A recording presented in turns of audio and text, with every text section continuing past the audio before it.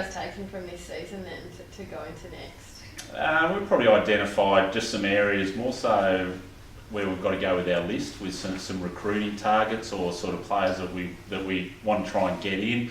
I think, sort of year one for me, it's just been a learning experience, but I think, a little less time teaching next year and more time doing. So, we know our game style, how we want to play, how we want to defend, which is really positive. And we've been going through the process. We've pretty much retained most of our senior list. A lot of guys have re-signed on already for next year, which is a positive. So now we can attack this last month as a group, trying to get some more positive results, but also and then looking at what we need next year going into the season.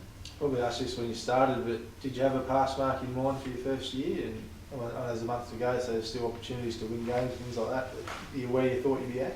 No, I probably didn't so much put any ceiling on it with wins and losses so much, because you come into a new group, you got to put your imprint on it and your own style or how you want to play footy. And we've changed and tinkered with bits and pieces across the course of the year, so it's been a really good learning. And when we go into next pre-season with that consistency in our list now, the guys know what we want to do, and I think they also understand now the standards that are required to play at TSL level. There was a lot of that, like getting their habits right and understanding what it takes, the time you've got to put in, the extra work, the craft work outside of the main sessions. And so we've got that good foundation in place. But yes, obviously you want to win more games, you want to play finals, but to the credit of the boys, we have won 3 games, but you walk into the change rooms and you be around the group. It doesn't feel like a group that's only won 3 games. They're up every week, they're competitive, they're close with each other, so it's really good in that regard. I suppose such a good breeding ground for AFL players and things like that, your club. Do you feel like you need to go out and get some more talent, I suppose, maybe former AFL players if you can lure one down and things like that? Or? Oh, absolutely.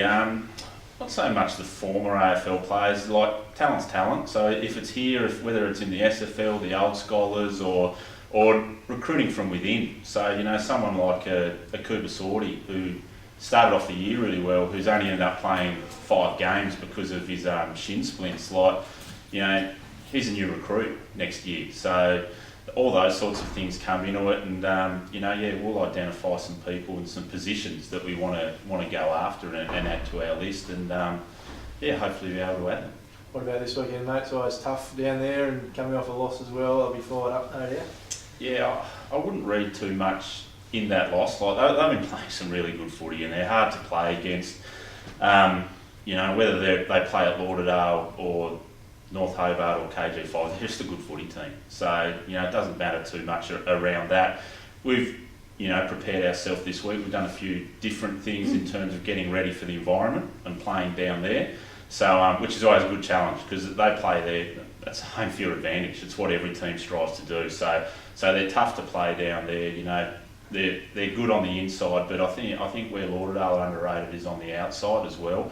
Guys like Reece Sutton, Alex Heavey, and I think I mentioned at the start of the year, in my opinion, someone like a Ben McGuinness is probably the most underrated player in the comp, or one of the most underrated. He kicked 7 goals last week. So, we've got to do a job down there when he goes forward, because he's been dangerous. But we're just looking forward to it. It's another chance to grow a little bit more and try and sneak another win. Did you make out of the last weekend, first of all, I suppose? Inaccurate kicking early. You work on that during the week, or you don't think it's too big an issue? Yeah, it's not a big issue. We probably, we did do 3 sessions on it last week. The goalpost at Blunstone had been moved on the weekend, so we did do 3 sessions, but unfortunately it didn't pay dividends on the weekend. Yeah, we're a little bit disappointed out of the weekend. We thought some of our decision making at skill level was poor, so that can be hard to coach. But we've done some work on that this week, so hopefully we sharpen up that area. They do move those goalposts. Does that affect you guys, or? I don't think it does definitely change, I suppose, how the ball travels in the air, and centre bounce as well when they shift them, and they're not in the middle. You've got to probably bring your winger around. So it's a little bit problematic, but deal with it. What's on for this weekend? UTAS 2 o'clock, I think, is the go.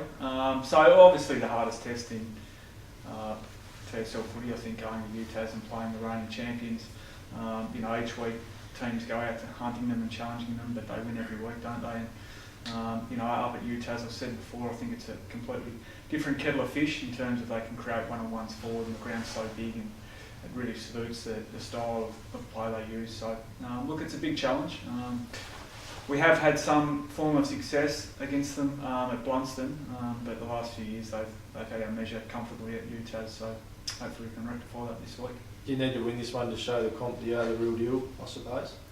No, I don't think so. I think the top 5 is pretty even. I think anyone in the top 5 can win the premiership, so I'd imagine that the people that matter would think that we're the real deal. So for us it's about just building some momentum for the back end of the year and getting ready for finals. So whether that's a loss, whether it's a draw or whether it's a win, it's about making sure we play the way we want to play, and as I said, building some momentum and continuity within the group heading into the final series. No, Joe Foon, I guess for them, doesn't really help, I guess, because they just bring someone else in because of their depth, I suppose. Yeah, look, Jay is someone that we've spent a lot of time on previously. Every time I watch the opposition play North Launceston, he just seems to set up so much offensive drive for them at half-back. So we generally spend a fair bit of time on Jay, so we won't have to do that this week, which is nice. But look, they've got some quality players. I'm sure Tom Couch will probably come back this week and give us some headaches, and I think Darren Thomas is due back as well. So look, they have a couple of guys out, but they get a couple of guys in. So we'll have to see what they do at half-back, whether they change something up or whether they bring a young guy to play down there. I'm sure they'll have something up their sleeve and we'll have to react to that. Obviously, fast start last week, mate, and it all went downhill. What did you make it from the coach's box? I think I alluded to the fact that they were probably the best team in comp. We were playing some pretty good footy, and yeah, we got a good start, but that was about it. Our game was pretty much done after quarter time, and they had pretty much controlled the game. So yeah, they're playing good footy. We noticed you only named 3 of the best. That was a set play, was it? Yeah, we struggled to get 3 for the duration of the game. We played some pretty poor footy.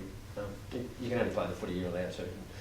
The opposition dictated to us, and we ran around after them like little sheep. So the playing group and the coaching group were really disappointed in the game. What can you take from something like that? I think if you go into a game and you drop off at any stage, the top 5 are pretty close. So you can't play one quarter of footy and then expect that you're going to win the game. I think the journey of the game, we just fell out of the game too quick, which was something we haven't done for a long period of time. Were you expecting it to happen soon, given you've been up for so long, or do you not read into that sort of theory that you have to have a bad game? No, not really. If you play your best footy, you normally win the game. We certainly weren't anywhere near that. Then Launceston had control of the game. So I think if you let the opposition run and carry the ball and have little pressure on them, you're not going to win too many games. And that goes for any team. We rate the Tigers pretty highly this week with the way they can run and carry. So if we allow them to do that, we'll be in a bit of strife. Do you worry about that? The finals out of reach now almost, and they'll probably surprise a few teams in these last 4 weeks. They'll certainly want to finish the season off strongly and have some good games. As Trent said, they want to take something into the next pre-season. So we're obviously wary of that. We've got to get back to playing our best footy and best pressure footy. Okay. What are you going to do this last part of the season? I guess you seem to just be on the up every week and seeing positive signs. Yeah, I mean, we internally knew that once we got all the young guys back, the way we want to play will go through the roof, so to speak. And I think last week against the Roos, we're right in it for 3/4 of the game. Obviously, their leaders just stood up late. Our guys may have had a bit of mental fatigue at the back end of the game, so we just want to keep improving each week. We're putting an environment in place that the players can improve, and I think you would have seen last week the signs for our future are very bright. Yeah, well, Cole, I guess, is massive, isn't it? What does that mean? I guess I just said yesterday on the podcast, you seem that junior footy on Sundays just seems to love the club and love the game. Yeah, I mean, I kind of shake my head sometimes that people think he's just turns up when he wants to. Like, he's there every session. He's fully invested in the club. He's at the lift session again yesterday. He's just he's an outstanding individual, and just as you say, he goes and watches the under-14s every weekend. Like, what type of person does that?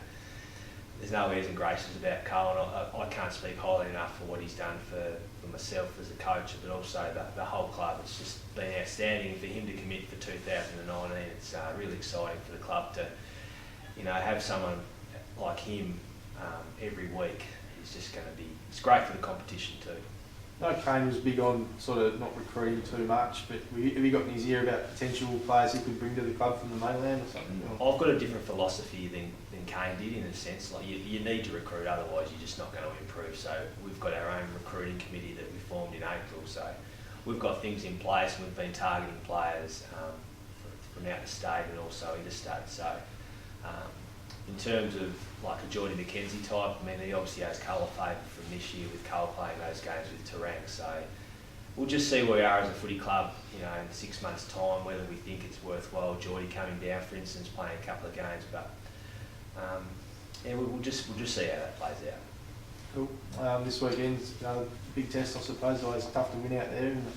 Yeah, it is, but the big ground's going to really suit us. We're bringing more leg speed in this week again, so we're just going to try and make the ground even bigger than what it is. And when you've got users like Norton and O'Neill in your side, if you can make the ground really big and get some repeat inside 50s, which last week we nearly had 50 inside 50s, which is probably a 50% increase on what we've been getting throughout the year. So we keep getting in there enough, eventually we'll hit the scoreboard more, and we're giving ourselves a real chance out there this week. Do you think you can win another game before the season's out? Do you think you've got that in you and it might shock someone one week? Yeah, I think, to be honest, personnel-wise, with the guys we have back in the side now, like Norton and O'Neill, obviously both played allies, but also the rung underneath them, your Pepin and your Reeves, they tend to step up a bit more. Jake Steele's another one we've got back. I mean, in any type of sporting environment, when you're playing with your best mates, you tend to want to do better than your mates. So at the moment, we've got guys who are all really close to each other, trying to outdo each other. They train really hard, and I think that's translated in our performance, particularly last weekend. Is everyone in this weekend?